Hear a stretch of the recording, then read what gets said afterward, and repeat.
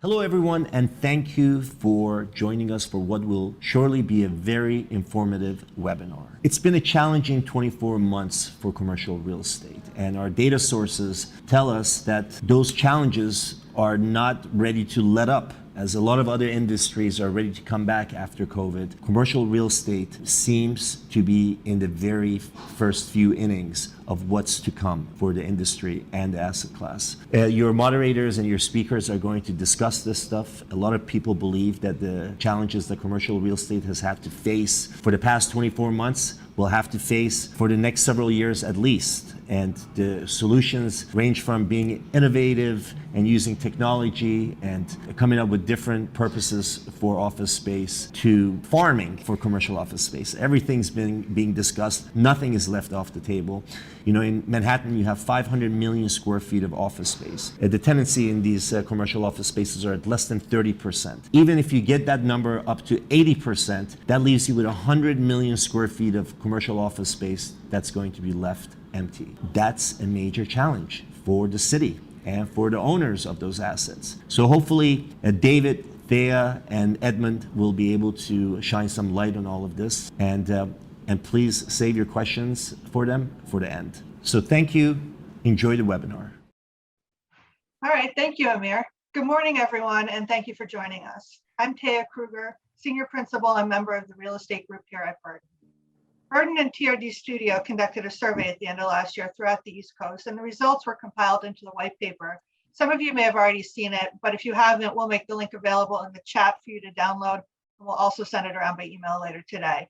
Also, please put any questions in the Q&A box in the Zoom window, and we'll get to as many of those as possible at the end. So joining me today is a great panel to discuss the East Coast study results and provide insights. Are first of all, David Koppel, who is CEO at the Rosen Group and partner at Koppel Rosen LLC, and also Edmund Taylor, who is Principal and Chief Operating Officer at Crescent Capital Strategy. So good morning to both of you. Before we dive into the content, can you tell us a little bit about yourself, your companies, and their respective activity throughout the East Coast? David, let's start with you. Hi, good morning, everyone. I'm happy to be able to speak with you today. The Rosen Group and Koppel Rosen handle approximately 120 properties, all touching the Eastern Seaboard, from 65 shopping centers to approximately 30 office buildings here in New York City.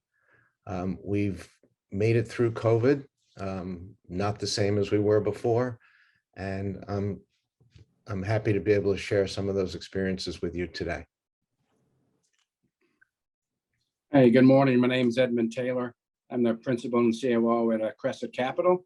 We're a middle market lender nationwide, but primarily on the East Coast.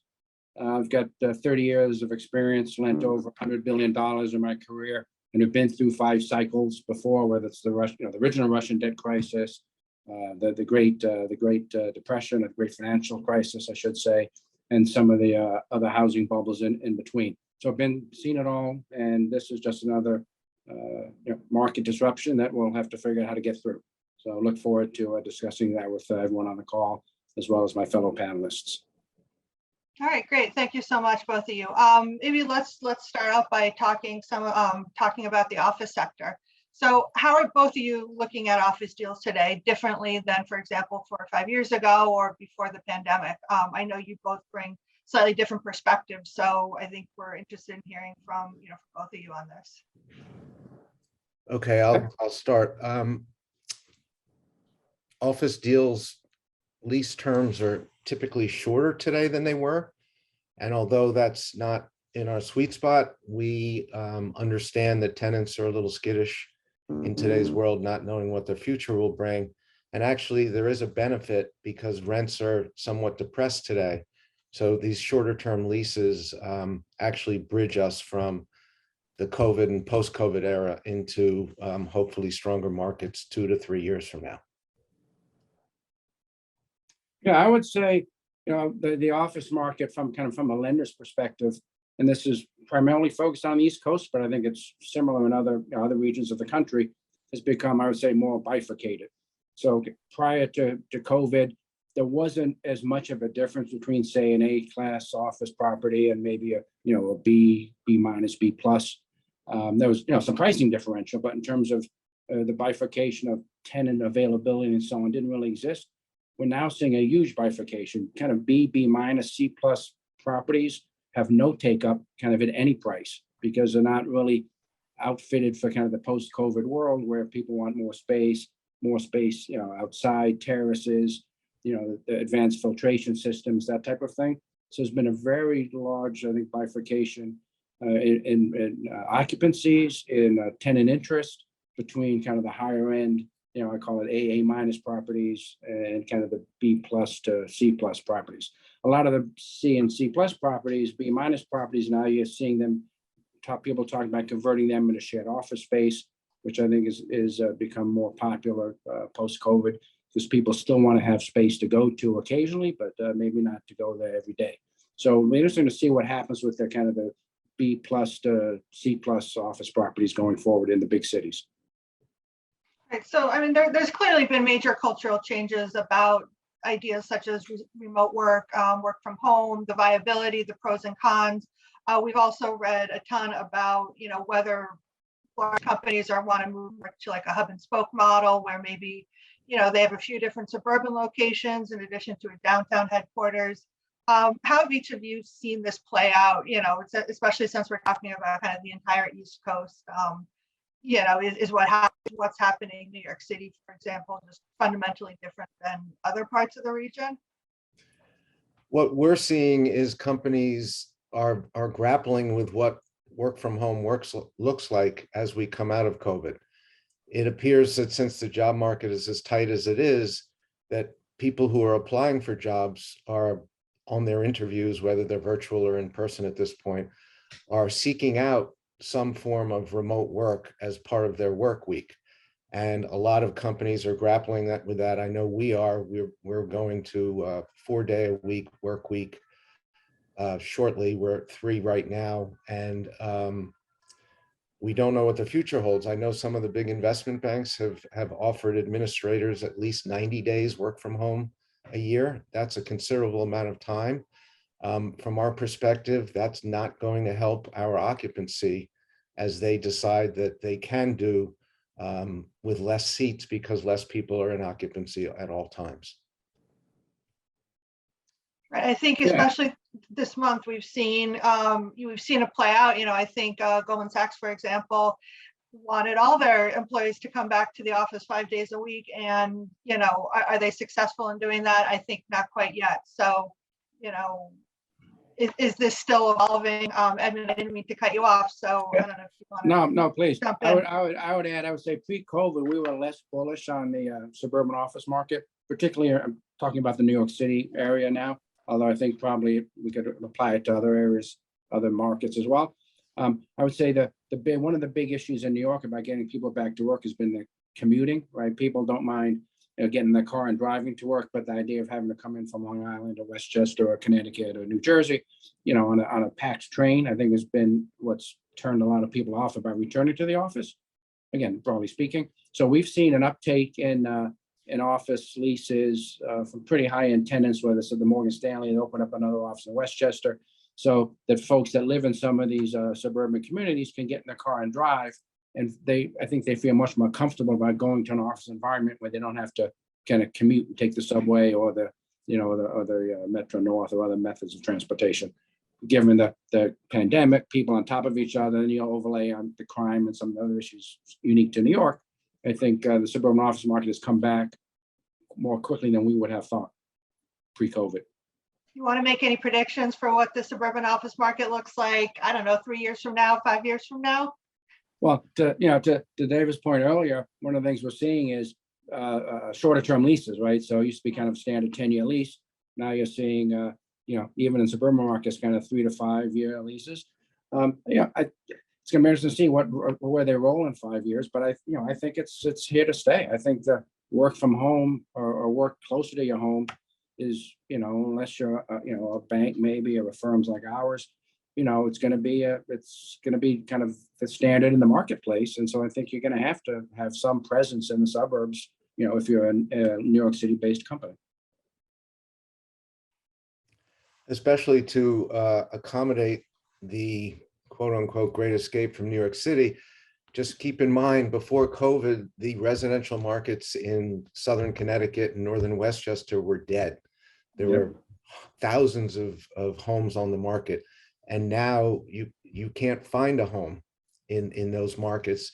And the companies that, to Ed's point, the companies that can afford to open remote offices to accommodate those people who want to drive are likely to do so because they need to keep those qualified employees happy. You know, Apollo just announced they're opening up, just signed a lease. I'm not sure if it was a 5 or 7 year lease on a pretty large office building. It was either in Greenwich or Stamford. I can't recall. But, you know, shifting a large number of people there, again, to accommodate their employees that live in, you know, in Connecticut and don't want to commute into the city. Right, absolutely. I think, you know, one of the main trends I identified in the white paper is that, you know, initially there was sort of a COVID-related exodus of people out of the major cities. You know, I think a lot of people left, especially who were living in, you know, Manhattan and in very dense housing. But that's reversed, and, you know, rents are up, especially in the city. You know, is it kind of a myth that people can truly work from anywhere, or is there going to be some component of that? I don't think it's a myth, and it's a statement against our own best interest to say that. But a week or so ago, I had 5 meetings in one day, all on Zoom. Mm-hmm. I could never have accommodated that if I had to go from office to office or had people coming to my office. There are certain efficiencies with working from home. I think there are losses also. I think young people entering their different fields need to be mentored in person, need to understand the flow of an office, and they will not get that if they're sitting on a chair in their pajama bottoms at home.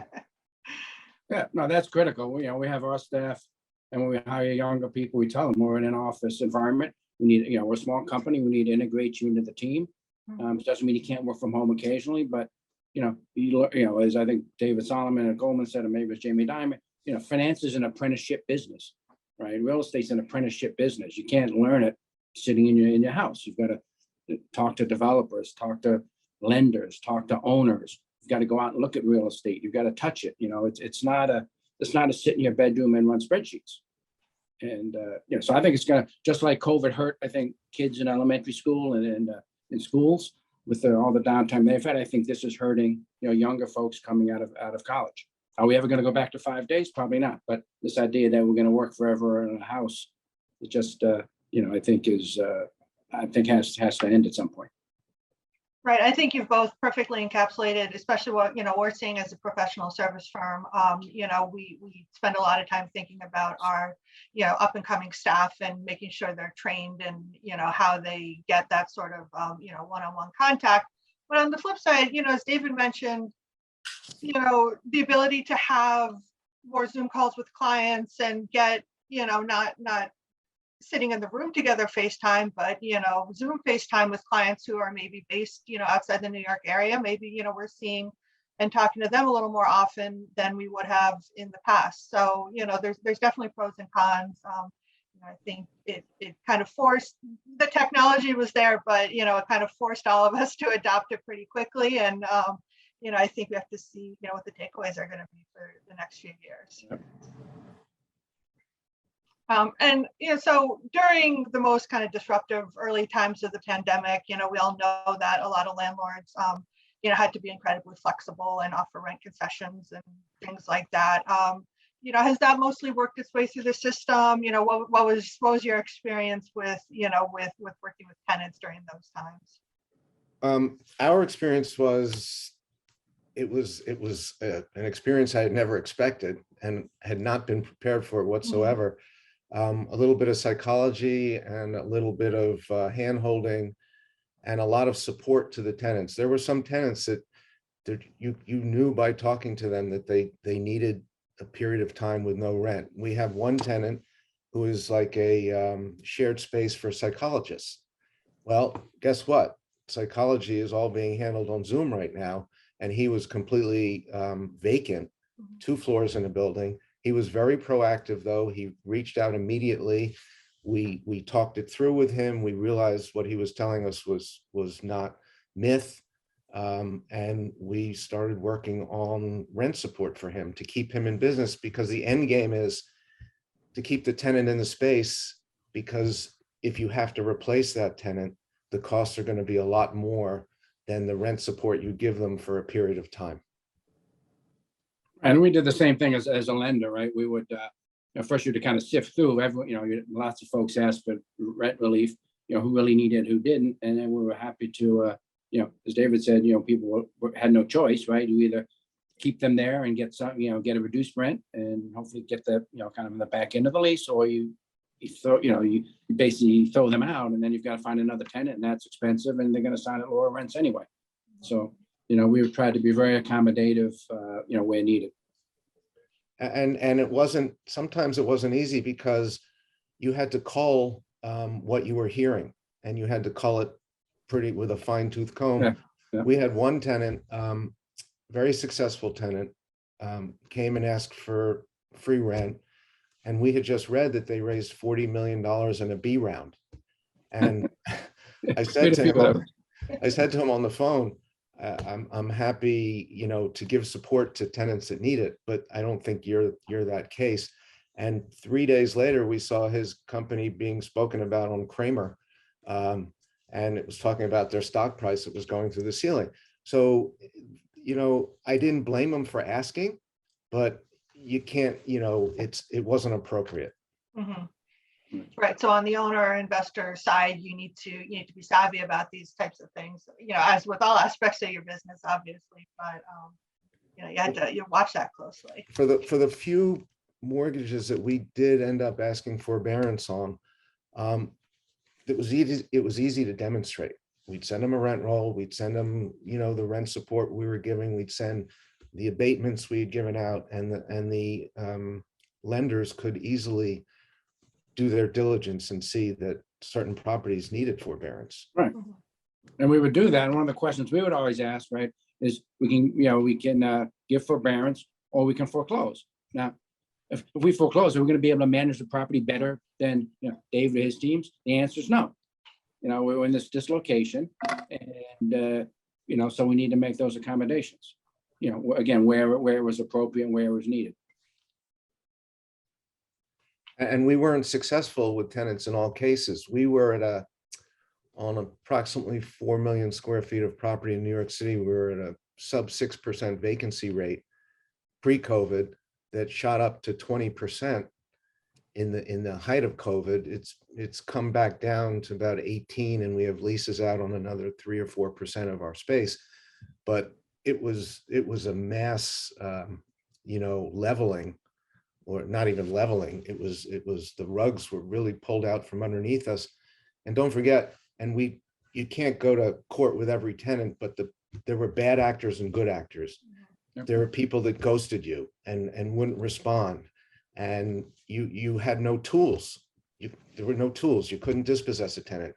You couldn't take them to court. Court was closed. The city council had promulgated rules, and the mayor saying no evictions, no this, and we understand that was necessary, but it was also a playing field we had never played on before. So in contrast to the office sector, I think, there's no doubt that hospitality assets were among the hardest hit the past couple of years. Just this morning, I saw an article in the New York Times that New York City's tourism agency is projecting a 70% increase in tourists this year, which is pretty amazing. But it would still bring us only up to about 85% from a low base, from a very low base, right? Well, exactly. So, Mayor Adams predicts that, maybe the full recovery will hit by 2024. But meanwhile, you look at Florida, I saw something that, in the fourth quarter of 2021, Florida had exceeded its pre-pandemic tourism numbers. So I asked you this question with respect to the office space, but how are you looking at, hotel deals today differently than you were pre-pandemic or 4 or 5 years ago? Yeah, so we didn't do many hotels pre-pandemic. We're, as I mentioned earlier, we're a lender, so we look at things kind of on a risk-adjusted basis, right? So we look at where can we lend our dollars, and on a risk-adjusted basis, what kind of returns can we get? So that's why, for example, we don't play in multifamily. We just think that that's priced to perfection. So we started. We didn't do a lot of hotels pre-COVID because we thought, again, the pricing was not on a risk-adjusted basis. We weren't getting good returns. We started putting our feet back in the water on hotel lending in I would say early part of last year. On good assets. So, for example, we had a hotel where we financed in Orlando. Fantastic market. It came back pretty quickly, right? Not a lot of business travelers. Half of the country can drive there. It was a hotel that was supposed to open pre-COVID. Just as COVID hit, they were ready to open. Great sponsor, deep pockets, good market. You could get kind of a high sevens kind of coupon on a 60%, 65% loan to value, advance rate. So for us, that's a very, very attractive return. So we like hotels that are kind of hospitality. That are kind of in destinations like that. Not quite the Hawaii type. The really large luxurious resorts, but things that are in places like Orlando, parts of California. We kind of stayed away from New York. We still don't really understand that market. I think it's still it's over hoteled, even though a lot of hotels have closed. So we look at things like the management, equity in the deal, and the question we always ask ourselves is, did this hotel make sense before COVID, right?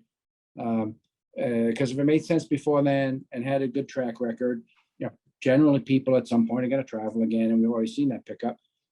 If it was a hotel that didn't really make sense before COVID, well, we kind of stay away from it. So those are some of the big things, some of the big picture questions, and also we dig into the ownership, the sponsor, and those type of things. But we like the risk-adjusted returns you can get on that.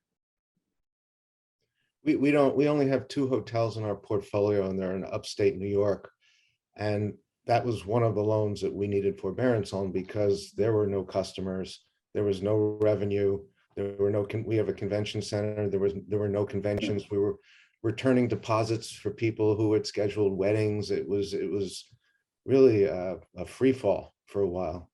It's rebounded a little bit, but it's not a destination vacation spot. It's in Syracuse, New York. We get some draft from the university and other businesses up there, but it's really been challenging. So what do you think? What's the future of business travel? I mean, we've already mentioned how easy it is to, as David said, have 5 Zoom meetings in a day, or, talk to clients located all throughout the country more frequently than you used to be able to. Are conventions coming back, but maybe just travel to go to meetings not as much, or what are your thoughts on that? I know on a personal level, I have an advisor who comes and visits me 4 times a year, and we don't do that anymore. Mm-hmm. He sets up a call and we do it on Zoom, and that's how that goes. I know there was just an ICSC convention, I think in the Carolinas, and I heard it was well attended. Yeah. So I think people are wanting to get back to those spots where they can mingle and talk with their colleagues and see what's going on in the marketplace. Yeah, so there's the CREFC conference, the MBA conference, both of those, and the ICSC were very well attended relative to certainly last year. Not quite up to, I think, pre-pandemic. I don't know as much about the ICSC, but the CREFC and MBA were about 85% of pre-pandemic, which I thought was pretty good. But I think there's still the desire, and I'll just, an anecdote, we were competing for a loan on a property down in Florida. It was actually was an office property, and it was us and another lender. I got on a plane, went down there to try to seal the deal. We ended up getting the deal, and one of the reasons he said, well, you came down and it was important enough for you to get on a plane. The other guy wanted to talk to me over Zoom. I mean, that's an apocryphal story. That's not really how I got the deal. But, I think, some businesses, and I think real estate's one of them, is it's a personal relationship business to a certain extent. And, I think people need to interact with people. And I think getting on a plane and sealing a deal, I think still has value. But you can't do it all the time, right? You've got to pick and choose. Before we just hopped on airplanes, because you hopped on airplanes. Now you think before you do it. So, it's, it'll be interesting to see. That's what I Right, think like, the weakest part of the hotel sector, I think, is going to be the, not the convention part, but really the true business, the business travel kind of hotel. Because of that, most of those hotels can't really be used for kind of vacation, a destination. They can't really be used for convention. So I think that's the spot that's really in the kind of the crosshairs right now. all right, so let's move on and talk about retail for a little bit. David, you've mentioned, you have a focus on shopping centers throughout the East Coast. What transactions have you had? Share some information on things like cap rates and what you're seeing. Okay. We have a lot of our centers are grocery anchored. So during the COVID period, they actually were, the grocery stores were booming for sure. And once the inline tenants could open, they drafted off the grocery stores and their business picked up. And the leasing in the shopping centers is fairly brisk right now. People opening new businesses, people are seeing, they're looking positively at what's coming down the road. We've sold a few centers recently, grocery anchored. We have one that we just are shaking hands on now, and the cap rates are in the 5.25% to 5.6% range. Not 3% by any stretch, but certainly not 8% either. So they're in a spot where we're comfortable transacting on the property, and sometimes we 1031 that, and sometimes we don't. I would agree. As a lender, we love those assets. We love them prior to COVID. We love them now. Again, those assets had a reason to exist before COVID. They became more important during COVID, but the grocery anchored, good location, good demographic trends, the 10 million to $30 million kind of price tag. We love those, and I think we can get, we have been able to get pricing, a little bit of pricing on that post-COVID, but we like that prior to COVID. Those cannot be, as David mentioned, you've got the grocery anchor, then you've got you've got these other inline tenants, whether it's nail salons, doctor's offices, local restaurants, pizza shop. Those cannot be disintermediated by the internet, right? They couldn't be disintermediated before COVID, and they can't be disintermediated now. So we liked them before, we like them, we certainly like them now.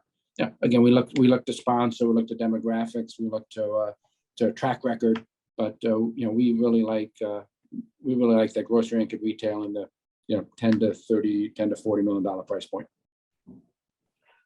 What about, flagship downtown, whether it's Madison Avenue flagship locations or, even in, other cities up and down the East Coast? Do you think the prognosis for retail like that is fundamentally different than what we've been talking about?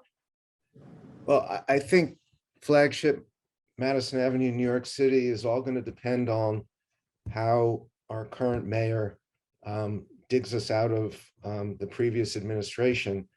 Again, another statement against our own interests, but there's a lot of crime. Madison Avenue stores are getting broken into as if they're in rural somewhere where there's no police.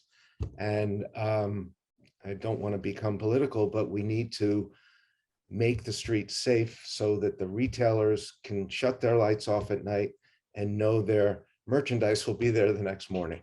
And right now, I sit on the Madison Avenue bid board, and there, unfortunately, break-ins are sort of normally what we talk about now. I think that has to change, and hopefully it will. Yeah, I would agree with all of that. I would say, I know Chicago's not on the East Coast, but there was something recently, one of the papers at Chicago, their main strip of retail there, which is their kind of Madison Avenue, vacancies are now like 20% for that exact reason, because retailers are not willing to renew leases to pay those kind of rents to be robbed. So you're seeing it throughout, kind of these major cities that have, places like Madison Avenue, like the Golden Mile in Chicago.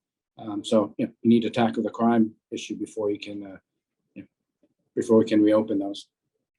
And one example of a new lease we're making, about 50% of the rent of pre-COVID rent And we're still happy to make that deal, because otherwise the store will sit vacant for quite a while.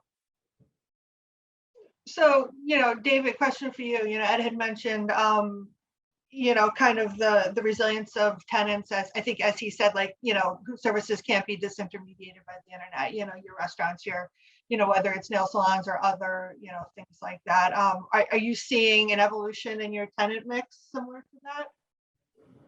Well, Ed actually hit all the tenants' businesses right on the head: the nail salons, the pizza shops, the QSRs, whether they're national or not. Those industries are opening and open for business. You can't get your nails done at home. I mean, you can do them yourself at home, but that's not as much fun as going out with your children to the nail salon. Not me personally, my wife and daughter, they love doing that.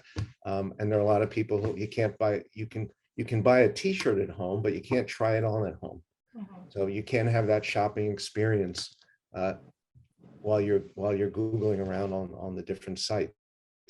So our centers are fairly busy, and we opened in one center down outside of Atlanta during COVID. A trampoline park was being built, and they're exceeding their projections, which was great news to hear.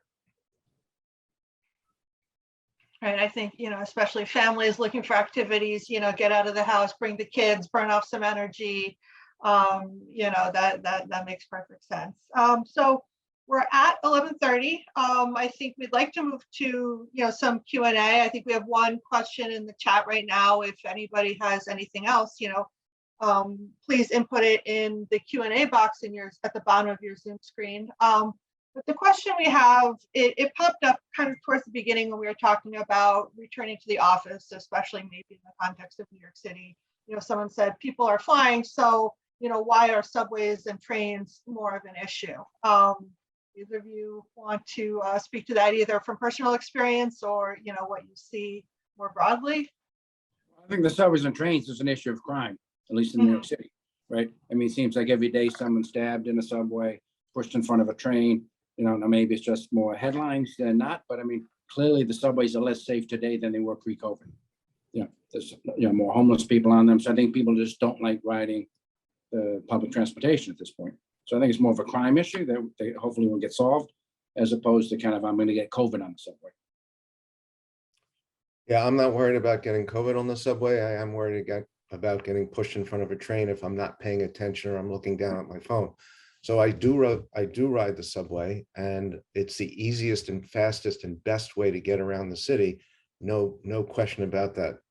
Uber, taxis, I'm sorry, the subway is the fastest way. Yeah, right. But I do stand at the back of the platform to make sure I can see everything. I don't want to be caught off guard. The subways last week when I rode them, or the week before, pretty full. The cars, I don't commute on the subway, but in the middle of the day, I take them to go see different properties, and they were pretty full. I think it's a matter of the fuller they are, the safer they'll be. I think that stands for everything in New York City. The numbers are protection in and of itself. So that's the challenge, getting people back on mass transit to come into the office and to go shopping and do everything they want to do. Absolutely. And also just, one more anecdote is, I commute via Metro North, and my issue up until very, very recently was just availability of trains, whereas pre-pandemic, there were maybe, 6 trains per hour during rush hour, for a very, very long time, there were 2, maybe 3 per hour. So it was the convenience and the availability of trains. They were running local until very recently. So, if you're tacking on 15 to 20 minutes each way in your commute, that may tip the scales to, do I go to the office today or do I work from home? So I think moving on, we have a couple other questions posted. Somebody asked, so what do you see as the future for Main Street retail? I guess separate from, downtown urban flagship retail and different from, shopping centers. How do we build neighborhood foot traffic, more integrated cultural in neighborhood networks? And, you know, does that increase tax revenue and things like that? You know, what do you see as the future there? You know, go ahead. Sorry. I was gonna say, I think that's a little bit harder to discern, and that's a little bit more location, facts, and circumstances specific, as opposed to kind of a broad, you know, part of it's what's going on in the surrounding neighborhoods. Part of it's, you know, what is the not so much the brand, but what's the flag. So I think it's a lot harder to describe that as really. I think Main Street retail is there for, you know, we need it. But it's I think very specific to kind of neighborhood by neighborhood kind of analysis, as opposed to kind of a broad stroke statement. Yeah, I agree. I think it depends on the different town and the different makeup of the town and what's needed for services for that town. I mean, every town needs a pizza store, a nail salon, a bodega, or a small grocery store. They don't all need the Costco's and because they can drive to those. But there are certain basic services. The dry cleaner, hopefully when people return to the office, they'll start taking their clothes back to the dry cleaner or going out for social events. That all factors into Main Street, how that will develop over time or redevelop. So one thing we haven't touched on yet, how do each of you see inflation affecting the market? You know, very broad question, but, you know, interested in hearing both of your takes. If it costs someone twice as much to fill up their car with gas, is that going to impact their shopping on Main Street? And are they going to choose to go to an online grocer to deliver their milk and eggs so they don't have to waste the money? Let the online delivery service spend the money on fuel, and they'll save theirs for their weekend trip. Maybe, you know, that could be a little bit of a downfall at this point, and that's particular to what's going on in the world scene right now, and hopefully that is alleviated soon. Yeah, I mean, I think I agree with that. I think you'll see a little bit less kind of what I would call discretionary spending, right? Because most people, you know, have fixed amount to spend on a weekly basis, and they need gas to get to work. So to the extent they're paying more for that, they have to spend less on something else, which is, you know, things like restaurants, pizza places, you know, maybe nail salons you go on every other week instead of every week. So we'll have some impact. You know, the most of from a kind of a landlord perspective, right, most leases do have some kind of inflation escalation built in, you know, on a yearly basis. So that does give some protection to landlords. I would say the thing we're looking at, you know, kind of as a lender, obviously, is where rates are going, right? Because rates tend to be, I think, you know, borrowers, you know, when I started in this business, you know, if you could borrow money under 8%, that was great. And then under 6% was like, it's never going to get better. You know, and we see, you know, pre-pandemic, we saw, you know, get 80% on a multifamily property at 2.75%, you know, for kind of 10-year money, right? You know, so now you've got the 10-year at 250. You know, you're going to start to see rates go up, and how do, you know, owners and lenders react to the higher rates, right, and adjust their business model. So to me, that's probably a little bit more interesting to watch as opposed to inflation, you know, at least over the next 2 to 3 years.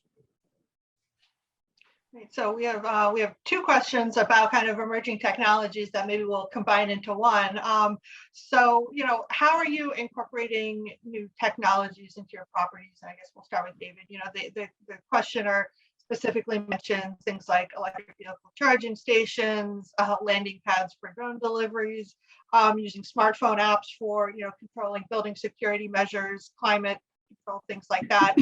Somebody also asked about how you see crypto blockchain in your future and the metaverse in your future. I will plead ignorance on blockchain and metaverse. I'll do the same. I think that's age appropriate for me.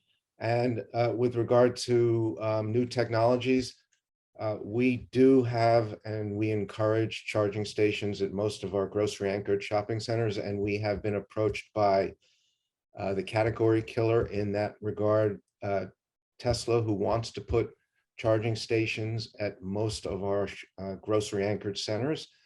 A lot of the grocers will not accept Tesla because it's proprietary. They will allow charging stations, but only the non-proprietary stations. So we're seeing a lot of that. And with regard, no, we have not heard or received any requests regarding drone landing stations. And smart technology we use plenty of for our office buildings, unlocking doors, video monitoring, all sorts of things that, to be competitive here in New York, you need to have key cards, whatever it may be. We haven't gotten to tenant controlled or mobile device controlled locking devices for tenants yet, but it is something that we're considering because, you know, everybody always has his or her phone or their phone with them, but their key fob or their card key might not make it into their pocket. Yeah, I guess I would circle back to where I started, I think, on office. I think the tenants really demand some of these things David was talking about and some of the things that you asked. And so they're getting built into the new buildings, or as buildings get, kind of get rehabbed. So for the A minus to A quality buildings, that's kind of standard now, right? The issue is now you've got some of the, B minus, older buildings that need a big investment to get there, right? And so you've got this problem, right, where it's hard to get tenants.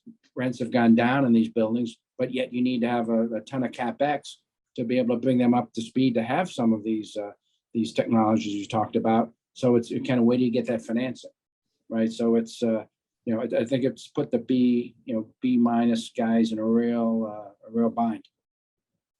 We try to have security on all our elevators because it's the last wall, and most of our buildings in the city do have electronic security. So unless you have a fob or a code, you can't access the tenant's floor. Now, of course, some tenants don't want their floors locked, which is fine. We can accommodate that.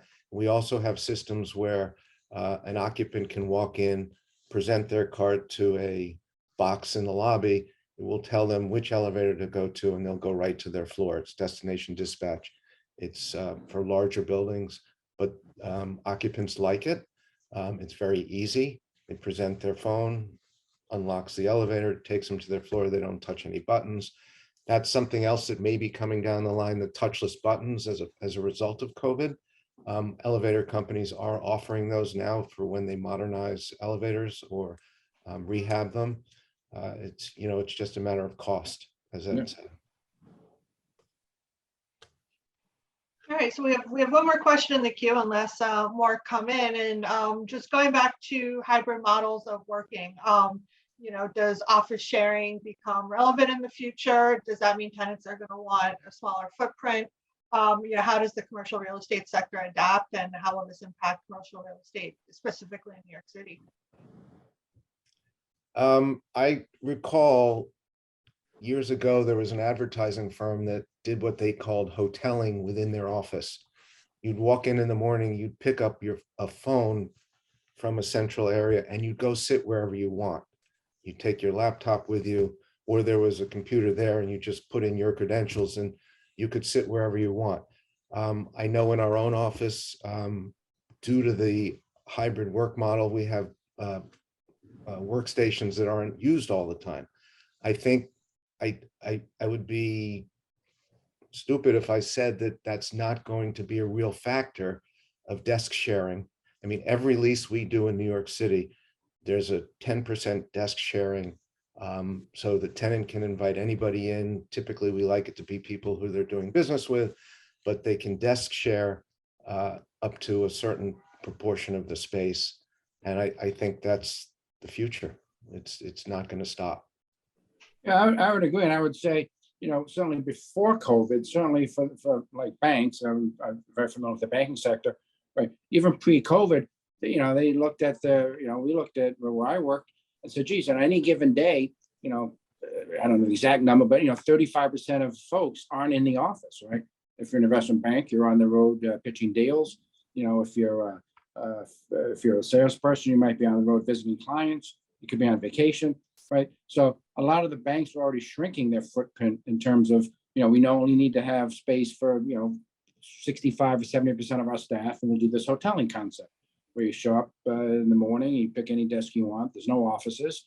The accounting firms, the big four, and I think others have been doing that for a while, right? Where most accounting firms, certainly the consulting side and even the audit side, 3/4 of the people are out every day. You would know, you work for I don't need to tell you, 3/4 of your folks are out on client sites every day. You don't want people in your office. You want them out on client sites, right? So I think, the big four accounting firms and others have been, ahead in that trend of kind of hoteling. So it was a trend that was started, and I think it's going to continue.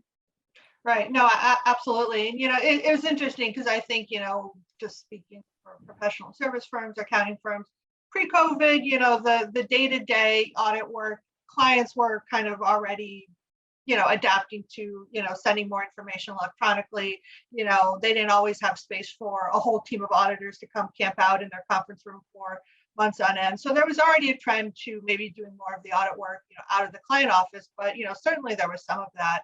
We're in a kind of a unique situation. We're in the middle of a renovation of our office space in Manhattan.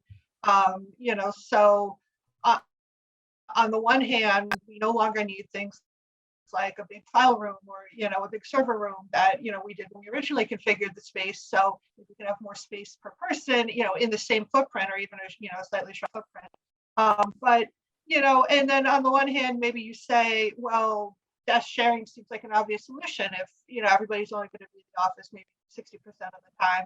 But on the other hand, maybe there's certain reluctance, to desk share given kind of people's heightened sensitivity around, germs and COVID and things like that. Maybe that goes away in a post-COVID environment, but, maybe it's My answer to that is you really can't have your cake and eat it too. You No. want to work remotely, sit where we ask you to sit when you come in. Right. Absolutely. And so someone asked in the chat, if you're repurposing office space, if you have unused space, are tenants thinking about things like event space and things like that, or even I'll broaden it to more, kind of communal spaces or more flexible spaces? We had a space, it was pre-COVID it was a retail space that sat and sat and sat. And we did get approached by an event company, and we made a lease with them. It's fairly flexible. I think we can terminate the lease on 9 months notice, but it was a way to fill the space, keep it occupied, and bring in some income while we're waiting for that home run tenant to show up and knock on our door. We have another retail space that we just recently got back, and it's going to be a shared space for showroom. So it'll be a shared showroom space, like a jeweler's exchange, but for housewares. So that's an interesting change. We have seen, we have a lease with Doordash in one retail space that had sat vacant for, it had to be 4 years. Not because it was terrible space, but it just wasn't renting. And now they're looking to open in another retail space that we just got back as a result of COVID from a tenant we had just renewed, and he just threw up his hands and said, look, I'm out. And we said, okay. So some of the spaces that were, walk-in retail are becoming repurposed as mini where we have a drug company capsule in one of our spaces. You can't walk in and get your prescription there, but your prescription is put together there and sent to you within an hour or two of when you go online and order it, or when your doctor calls it in. So there are a lot of different retail uses that are coming out, and not all of them incorporate people going into the space. Mm-hmm. I was going to ask you exactly that, what does Doordash use a retail space for? But I think you kind of alluded to what the answer may be. Well, it's a mini warehouse. Mini warehouse. And their algorithms tell them what people are going to be asking for. I mean, these are really smart companies. They know that it's a D battery and not a, or whatever, a AAA versus a this, and that's what they stock in there, and that's how they ship it out to you within an hour. And Amazon's trying to do something similar in some retail spaces, again, have a kind of last mile distribution. So instead of having the truck sitting on the street getting tickets, where they're delivering on carts, they will deliver out of some of these old retail spaces.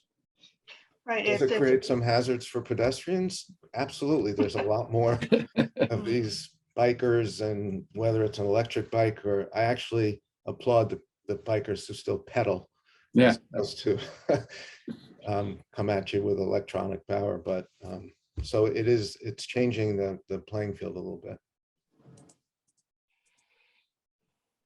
All right, so I guess as we wrap up, any final thoughts about, are you optimistic going into the rest of 22? At least today on March 31st, given where we are with respect to the pandemic and the state of the world.